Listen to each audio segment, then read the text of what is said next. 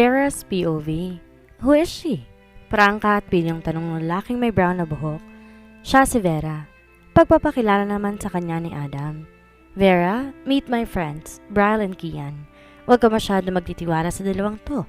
Matinik kasi sila sa babae, lalo na pag maganda. Giit pa nito na kinesmid naman ang dalawa. And? Tanong naman na isa pang lalaki na Kian ang pangalan. Tulad ni Adam at ni Brian, magandang lalaki nito. Kulay itim na para bang kasing kulay ng gabi ang mata nito na naka-clean cut. And that's all you need to know. Nakangising sagot ni Adam. Oh, come on man. Huwag mo na kaming lukuhin. Ikaw rin. Kumindat pa to sa kanya. Diligawan ko tong si Miss Beautiful. How about fun, buddy? Dagdag na tanong naman ni Brian. Umiling lang si Adam at kinitian ang dalawa. We're just friends. Anito bago bumaling ng tingin ang tinitingnan ni Vera. Na mapansin ni Adam na hindi niya naman ginagalaw ang pagkain sa plato at tinutusok-tusok lang with care, napailing ito at bumuntong hininga. Kumain ka na nang mahimasmasan ka. Wala magagawa yung palakaw tingin mo sa dalawang bugok na nasa harapan natin. Anito at inumang sa bibig niya ang tinidor na may nakalagay na beefsteak. Ibinuka niya ang bibig niya at tinanggap bago ito kinalma ang sarili. Habang kasalong tatlong magkakaibigan na bawasan ng kaunti ang dinaramdam niya para kay Alexander at sa babae nito. Kahit papaano nakatulong ang tatlo sa kanya at unti-unti na rin gumagaan ang pakiramdam niya. Di pa rin halos nagagalaw ang pagkain sa plato niya nung lagyan ulit ni Brian ng beefsteak at pasta ang plato niya. Gulat na napatingin siya dito habang abala nitong ginagayat ang beefsteak sa sarili nitong plato. Kumain ka ng kumain, ang payat-payat mo. Hindi ko alam kung ba't gustong-gusto ng mga babae na halos butot-batal na lamang sila. Anito sabay bigay ng pagkain sa kanya. Napatingin tuloy siya sa plato niyang napakarami ng laman dahil di naman niya halos magalaw. Isa pa hindi naman siya ganoon kapayat para sabihin itong butot-balat. Ganun pa man pinabayaan niya na lamang. Baka trip lang nito ang malalaman na babae. And sad to say hindi siya ganon. Dahil aminado siyang sexy siya. At hindi rin naman siya papayag na mawala ang kurba ng katawan niya. Pasensya ka na din kay Brian. Ganyan talaga yan eh. Nasisiraan na naman yata. Pagkausap sa kanya ni Kian habang tila may sariling mundong kumakain at maya't maya sa pagtitipa sa cellphone nito. Sa aming tatlo, yan ang pinakahambog. Palibasa pangit. At walang love life kaya ganyan. Dugtong pa ni Adam na halata namang pinaparinig kay Brian. Napailing-iling na lamang si Brian habang nagsasali ng juice sa baso nito. But he is a good guy since you get to know him. Bulong naman sa kanya ni Adam. Maya-mayang muling natuon ang atensyon ni Kian sa kanya at tumayo si Adam upang kumuha ng kung anuman. So, he eyed her expectantly. Kaibigan ka talaga ni Adam? Napabuntong hininga siya bago tumango. Yes, no strings attached or anything? Singit na tanong naman ni Bile. She shook her head. Wala talaga, promise. Nang dumating si Adam, ay parang walang nangyari na nagkikanya-kanya ang dalawa na umatras palayo sa kanya. Di rin naman nahalata ni Adam na ito ang pinupulutan nilang tatlo. Wala silang imikan ng apat habang kumakain at ganun din si Adam na tila may malalim na iniisip kaya hindi niya na rin to napansin pa. Ang importante lamang sa kanya ngayon, maibsa na sumana ng loob niya kahit papaano. Nakatulong din ang tatlong kolokoy sa kanya kahit na ano pa ang gugulo nila. But for now, she enjoys herself. Hahayaan niya na muna sa Alexander na mukhang masaya sa babae nito. Mamaya na lang ulit aharapin ang sama ng loob na hatid ni Alexander at ng babae nito sa kanya. Sa kabilang banda, halos gabi rin na nakauwi si Vera sa unit na inoko pa nila ni Alexander. Pagkatapos kasi nilang kumain na apat kanina, niyaya pa siya ni Adam na maglibot-libot. Mag-iinarte ba siya kung libre naman to? Binilhan din siya nito ng damit na sinadya niya talagang ipabili.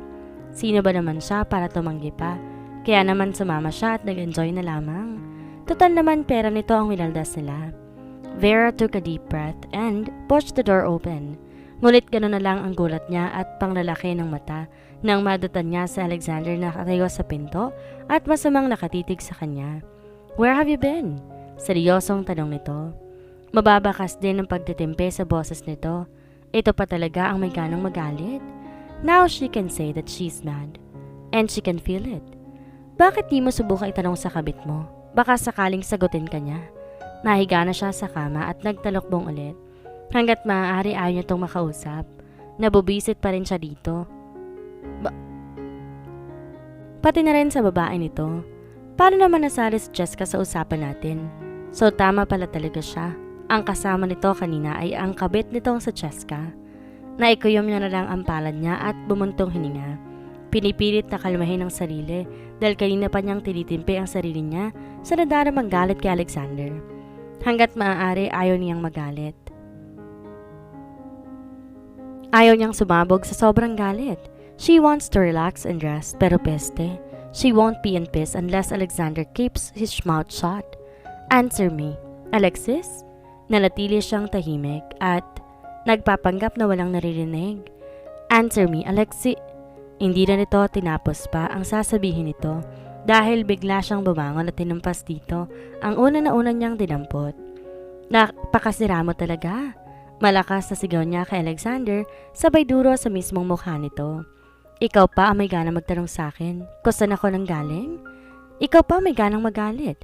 You are with another woman tapos ako ang tanungin mo? Isa't libong isang sira ka talaga. Kaya wala kang karapatan na magtanong sa akin at magdemand ng explanation kung bakit ako ginabi. At saan naman ako nang galing? Galit na bumaba siya sa kama at pinadapuan ito ng malakas sa sampal bago pinaghahampas ang dibdib nito. Alexander did not move a muscle. Nakatayo lamang siya roon habang tinatanggap ang paghampas ng kamay niya sa dibdib nito. Maging ang sampal na pinadapon niya sa pisngi nito, hindi nito iniwasan. Napakasira mo. Isa kang malaking sira. Hindi niya na napigilan pa ang luhang dumaloy sa pisngi niya. Those tears are the pain and anger that she was containing inside her chest. Maharot ka. Manluloko. Mas lalo pang lumalakas ang pinapawalan niyang suntok sa dibdib nang habang lumuluha. I hate you. I hate you so much. Panay pa rin ang pagtanggap ni Alexander sa mga suntok na pinapakawalan niya sa dibdib nito. Hanggang nakaramdam siya ng pagod at bahagyang umatras bago tila nauupos na umupo sa gilid ng kama. Patuloy pa rin ang pamamalisbis ng luha sa mga mata niya habang impit na umiiyak. Hindi niya inaasang sasabog siya ng ganito katindi sa harap ni Alexander. Hindi niya inaasang maging ganito kasakit ang impact ng pambababae nito at sa harapan niya mismo. Ngayon napapaisip siya paano kinakain ng kambal niya ang ganitong sitwasyon. Kung paano tinatanggap nito ang panloloko ni Alexander sa kambal niya. Tama nga ang daddy niya. Love is the greatest enemy that can beat us all. Ani niya sa sarili.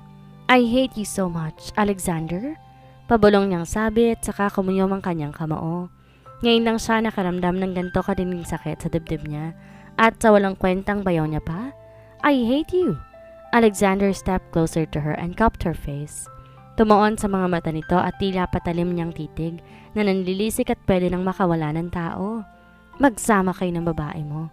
Magsama kayo ng pangit na Jessica na yon. Wala na siyang lakas pa para murahin at saktan pa ito. Wala na rin namang magbabago. Nangyari ng pinakaayaw niya.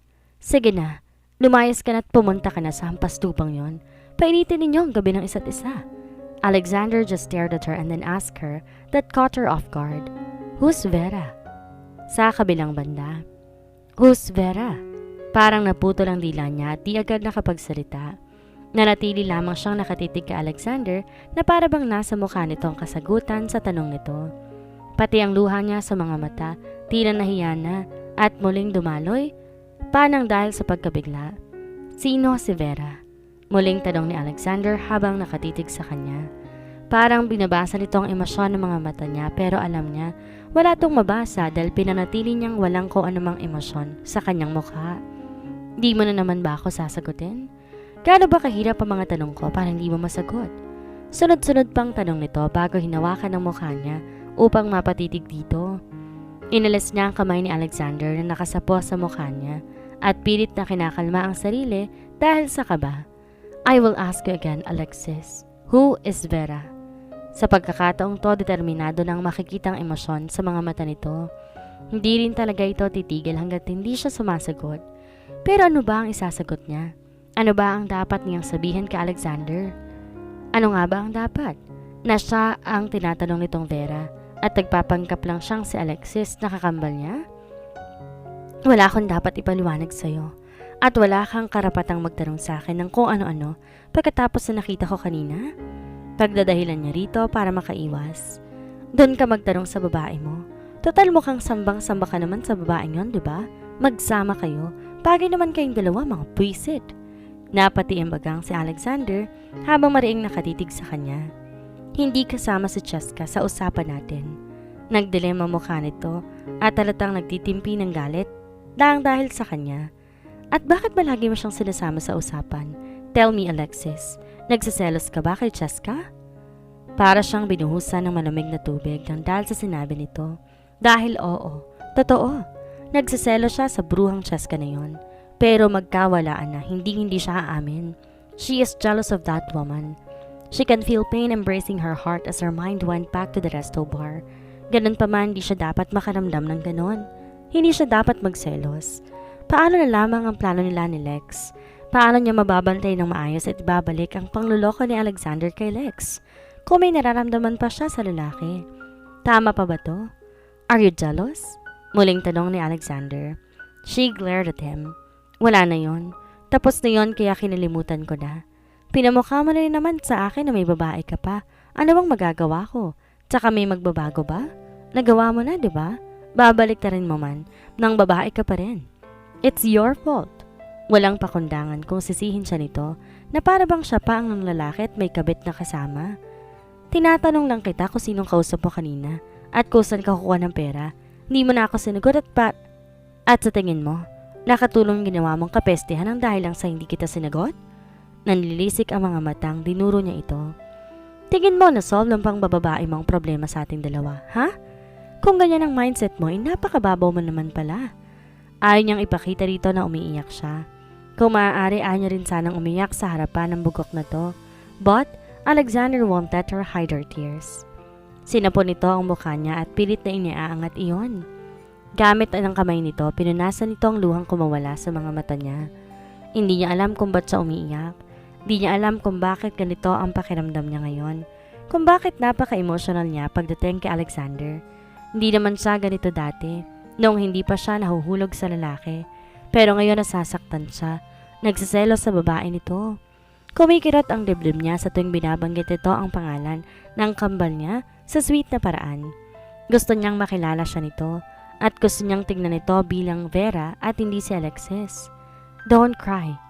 Halos babalong na itong sabi habang patuloy na pinupunasan ng luha niyang hindi maampat-ampat. Her heart is in pain. Napaka-peste mo kasi.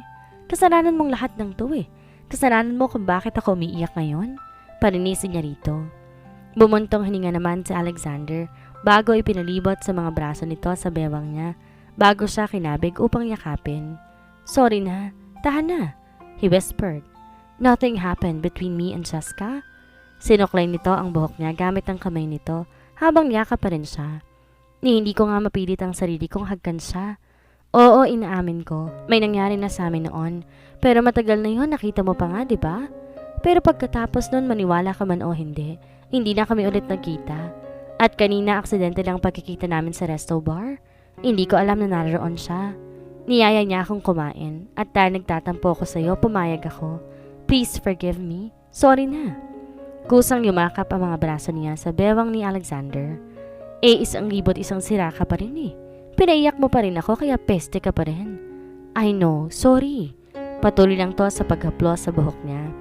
Pero totoo ang mga sinasabi ko sa'yo ngayon. Walang nangyari sa amin ni Cheska. Hindi ko rin alam kung ba't nawalan na ako ng gana sa kanya. Sinubukan niya akong akitin pero parang ikaw lang ang babaeng gusto kong makasama. I am not the type of a guy na makakampante sa isang babae lang. He sighed. Pero narito ka. You are driving me crazy for wanting you again and again, Alexis. Galit pa rin ako. Konting kembot pa baka mawala ng inis ko sa yung lalaki ka. He gave her a deadpan look. Gusto ko lang malaman mo na may kasama ka ring lalaki kanina. Yung bangus na Paul ang pangalan. Tapos nung bumalik ka, iba na ang kasama mo. And to my surprise, ang babaerong kuya ko pa na si Adam lang naman ang kasama mong dumiretso sa resto bar na nakaangkal ang braso sa braso niya. Don't deny it. Kitang-kita ko. Paglalahad ni Alexander habang mariing nakatitig sa kanya. Kumawala siya sa pagkakayakap nito. Inirapan pa niya ito bago bumalik sa kama at walang pakialam na nahiga na roon. Hindi pa rin nawawala ang galit ko. Sa guest room ka matulog. Alexander sighed loudly. Fine, if that's what you want. Dumiretso ito sa banyo at saka sinara yun ng malakas na para bang nagdadabog. Napairap naman siya sa hangin bago pinikit ang kanyang mga mata. Totoong galit pa rin siya kay Alexander, pero ang kirot sa puso niyang nararamdaman ay naglaho na. Sapat na sa kanya ang paglalahad nito kanina na walang nangyari dito at kay Cheska para naman mapanatag na siya kahit papaano. Alam niyang mali na makadama na kung ano para kay Alexander. Wala siyang karapatang magselos. Wala siyang karapatang panghimasukan ang pinaggagawa nito. Pero hindi niya mapigilan ang sariling masaktan at magselos. OMG, I should not feel this way. Napatigil siya sa pag-iisip nang bumukas ang pinto ng banyo at lumabas doon si Alexander. Nanlalaki ang mata niya at tila nanayo ang lalamunan na makita niyang walang saplot ni isa si Alexander nang lumabas ito mula sa banyo. Nakatitig ang makasalan ng mga mata niya sa napakagandang katawan nito. Hindi niya maiwasang hindi pasadahan ng tingin ang kabuuan nito. Mula sa matitipuno nitong braso at hita, his 8-pack abs, at ang tumatango nitong kasangga sa pagitan ng mga hita nito. OMG! Ini-imagine niya palang na gano'n ang hugis ng sisira sa perlas niya. Malamang na isang linggo siyang mararatay sa kama. Pero gaano kaya kaligaya ang hatid noon pagkatapos ng sakuna? Nag-init naman ang pisngi niya at katawan niya sa simpleng tanong na iyon at imahinasyon na naglalaro sa isipan niya. Marahas niyang ipinilig ang mukha, bumaling sa kabilang direksyon ng kama. Dapat hindi siya nag-iisip ng ganoon, kaya naman pinikit niya na lang kanyang mga mata, pilit na kinakalma ang sarili. Ngunit lalo pa yatang nawala ang katinoan sa pag-iisip niya at katawan nang maramdaman ng paglundo ng kama. Naramdaman niya ang init ng katawan ni Alexander, lalo pa nung hilahin ito ang kumot na gamit niya at walang pakialam na nakisukob sa kanya. She can feel him. OMG! Naparinok si Vera. Damang-daman niya ang kasangga nitong nakadikit sa bandang likuran niya. Amusement was in his voice. Ano bang ginagawa mo rito? Di ba ang sabi ko sa guest room ka matulog? Pagalit na umusog siya kahit na siksik na siya sa gilid ng kama. Ayoko, malamig. Kailangan ko ng kayakap. Baliwalang sagot naman ito. Sa isip niya ay pinagmumura niya na ang lalaki. Sino naman kasi ang pwesteng matutulog ng ganon? Bago sabihin kailangan niya ng kahagpos dahil malamig. Nasaan bang utak ng Alexander na to? Nasa talampakan? Naiinis na hinila niya ang kumot saka umayos ng higa. But then, she felt his body pressed against her back.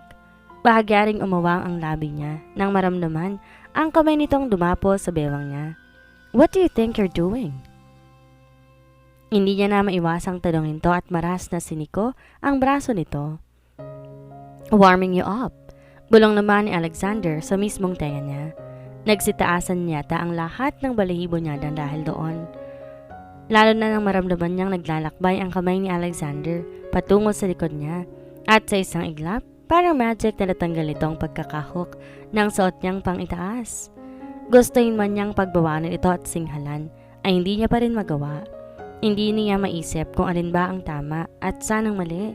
Dahil ng mga oras na ito'y wala ng ibang laman ng isipan niya, kundi ang init ng palad ni sa Alexander.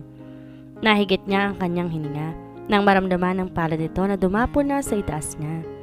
At nang makuha ni Alexander ang gusto nitong puntahan, lalo pa siyang nadarang. Nawala na ang katiting na galit niya. Alexander? Kailangan niyang labanan ang sinisigaw ng kanyang katawan because she made a promise to her twin sister. Yes, love. Tell me, what do you want? Tanong nito sa kanya sa maalikaskas na tono. Lalo patuloy siyang nag-init. Nakagat niya ang pang-ibaba niyang labi nang maramdaman niya ulit ang kamay ni Alexander na naglalakbay na pababa sa puso niya. Napaawang ang labi niya at maring napikit ng madaman niya ang kamay ni Alexander na dumiretso na sa loob ng munting kuweba. Nang bumaling siya paharap kay Alexander, maagap na sinilubong nito ang labi niya. Sa una nabigla siya nang hagkan siya nito. Ngunit nang palalimin nito ang ginagawa sa kanya, siya na mismo ang kusang tumugon dito. At maya-maya pa sinimulan nila ang kanina pa nilang gustong mangyari.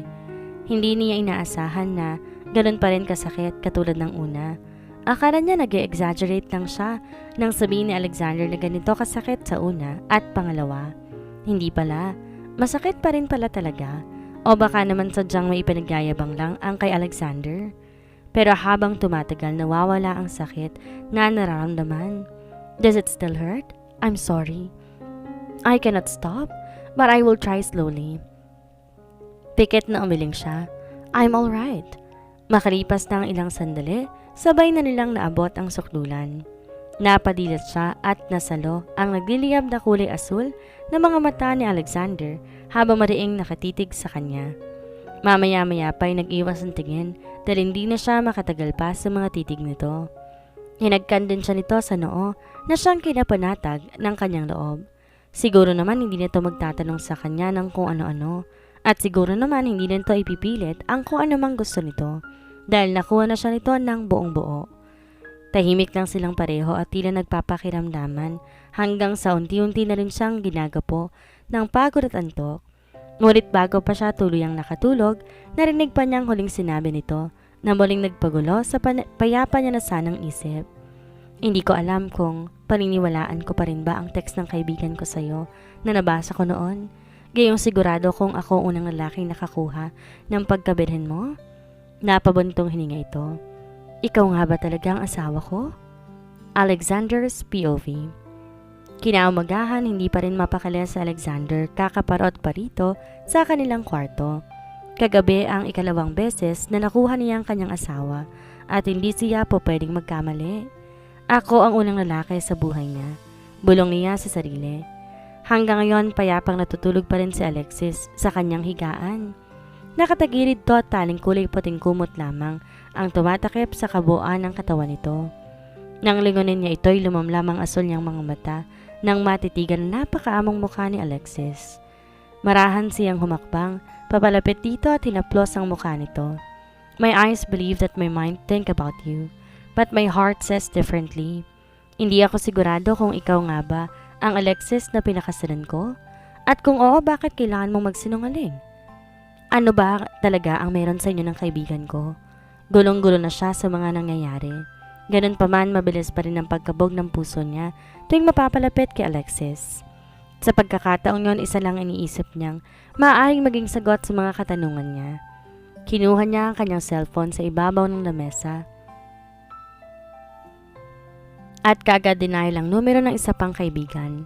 Lumabas siya ng silid at nagtungo sa balkonahin nito habang naghihintay na sagutin ng kanyang kaibigan ang tawag. What do you want, Gafford? Iritadong tanong ni Francis nang sumagot na ito. Halatang bagong gising base sa maligasgas nitong boses. Can you investigate someone for me? Hindi siya sigurado sa desisyon niyang ito pero kailangan. Pwede mo bang imbestigahan ang asawa ko? Her family background, educational background, hobbies, etc. Basta't lahat na maaari mong alamin sa kanya, alamin mo ng palihim. Narinig niya ang malalim mabuntong hininga sa kabilang linya bago ang lagaslas ng tubig. Ano, kaya mo ba? Magagawa mo ba ng paraan ang hinihingi kong pabor? Dugtong niya parang tumigil na ang ingay ng tubig. If the place is right. Bali walang sagot naman ito. Maiba nga tayo. Bakit mo naman pag-iimbestiga ng asawa mo? Nababaliw ka na ba? Nahihilo niya ng sagot. Nahilot ang sentido at bumuga ng marahas na hininga. Hindi niya rin alam kung bakit niya nga ba ginagawa ito. Pero isa lang ang alam niyang dahilan. Because she's acting weird. Parang sirang nagsusumbong kay Francis. Alam niyang di magandang gagawin niya dahil pribadong buhay na ng kanyang asawa ang pinapakailaman niya at hindi siya ganon. Dati, hanggang sa nalaman niyang birhen pa si Alexis and he was her first. Okay? Tila napipilitang sagot na lamang ni Francis. And her name is? Alexis. Alexis Santiago Gafford. Isan mo na lang sa akin ang bank account mo. Akong bahala mag-transfer sa iyo ng bayad basta't gawin mo ng maayos at malinis ang pinapagawa ko. Matapos yon, di niya na hinintay pa si Francis na magsalita. Pinutol niya na ang tawag at muling tumuloy sa kanilang silid. What time is it? Kumabog na mabilis ang puso niya nang pagpasok niya ng silid nadatnan niya si Alexis. Nagpupungas ng mga mata. Medyo magulo ang buhok nito. Nakapulupot sa katawan ng puting kumot at kakait-akit na nakaupo sa gitna ng kama. 11:00 pasado na. Maaligasgas niyang sagot bago lumapit kay Alexis. Nagugutom ka na ba? Napapikit siya na maramdaman ang balat ni Alexis. Humagpos ito sa bewang niya na para bang nilalamig dahil sa klima. Yes, ipagluto mo ako? Naglalambing nitong sabi habang nakasiksik na ang mukha sa balikat niya. Hinagkan niya ang labi ng asawa. Hindi niya napigilan ang sariling panggigilan ng asawa dahil maganda pa rin to kahit kagigising lang. Maligo na muna tayo, tapos ipagluluto kita ng kahit anong gusto mo. Inaplos niya ang malambot nitong buhok habang nakayakap ng magaan sa asawa. Okay lang ba sa'yo ang adobo? Mabilis tong tumango. Yes love, okay lang kahit ano. Gutom na talaga ako eh. Di na tinanggap na isipan niya ang mga sinasabi nito. Dahil ang tanging nasa isip niya na lamang ay ang pagtawag sa kanya nito ng love. Hindi siya makapaniwala. Di niya inaasang tatawagin siya ni Alexis sa ganoong endearment dahil ni minsan hindi naman ito naging sweet sa kanya. Natigilan siya at para bang natulala. Love? Tumingala ito bago ngumiti nang matitigan siya sa mga mata. Hinga, ako lang to. Hindi ka na humihinga, baka mamaya niyan isipin ko baliw na baliw ka na sa akin. Napakurap-kurap siya sa kaminurang sarili. Bakit ba siya naaapektuhan sa simpleng endearment na love na siyang tinawag sa kanya ng kanyang asawa? It is supposed to not affect him. Hindi dapat. Inamig niya ang sarili bago hinagpos si Alexis. Ginawa niya rin to ng pinonghagkan sa balikat na nagpasinghap naman sa kanyang asawa. Ngunit natigilan siya ng ang halos kakulin nitong birthmark sa bantang balikat na halos maghugis puso. He narrowed his eyes to her birthmark. Hindi kasi ito tititigan sa malapitan, hindi ito mahahalata. Dahil halos kakulin nito na mismong balat nito. Kung hindi rin siya nagkakamali, maliit lang ito at ng kaunti sa piso. Ang hindi niya maintindihan ay kung bakit ngayon lamang niya napansin ang birthmark nito sa bandang balikat. Nanumbalik lang kanyang diwa nang humaplos agad ang palad ni Alexis sa kanyang bewang. Pinikit niya ang kanyang mga mata nang pamailalim ang palad nito sa loob ng t-shirt niya. Ngunit di siya makapag-isip ng maayos at di rin mapakali sa ginagawa nito dahil ang isip niya nasa birthmark nito sa balikat na ngayon niya lamang nakita. Magluluto ka na ba? O mariligo muna tayo? Muli siyang napakurap nang marinig ang malamyos na boses nito. Kumarap-kurap pa siya ulit at nagbaba ng tingin. Maligo na muna tayo. Aniya at hinilan na ito patayo sa kama. Nang makatayo ito'y walang pakialam, binuhat niya ito na nagpatiling naman kay Alexis. Nilapag niya lang ito nang tumapat na sila sa pinto ng banyo. Niyakap nito sa bewang at muling ginawa na ng pinong hagkan sa balikat. Take off that blanket now, love. Bulong ko. Ngumisi naman ito sa kanya. Tila natutuwa sa kanya ang kanyang asawa kapag nagpapasigaw siya na mahina dahil sa simpleng pangaakit ito sa kanya. Bahagya pa siya nitong itinulak bago dumiretso sa loob ng banyo at naglock ng pinto. Tulala naman siya na mapagtanto na hindi siya nito sinama at iniwan sa labas ng banyo na buhay ang kanyang kasangga. Alexis, open the door. Pinaghahampas niya nakasaradong pinto, ngunit hindi yun binuksan na magaling niyang asawa. Narinig niya rin ang lagaslas ng tubig at ang mahina nitong pagkanta sa loob. Alexis, tigilan mo ko, Alexander. Mabuti pa magluto ka na, I'm hungry. Balik sigaw naman ni Alexis mula sa loob. Napapailing na lang umalis siya sa pinto ng banyo at naghanap ng susi sa kwarto. Next week, malalaman niya na ang lahat ng tungkol sa kanyang asawa. Hindi niya man gustong isipin, pero ang palagay niya ay may tinatago to sa kanya. He can feel it. His wife now is a very different person and At nagsimula na niyang magustuhan ang pagbabago niya.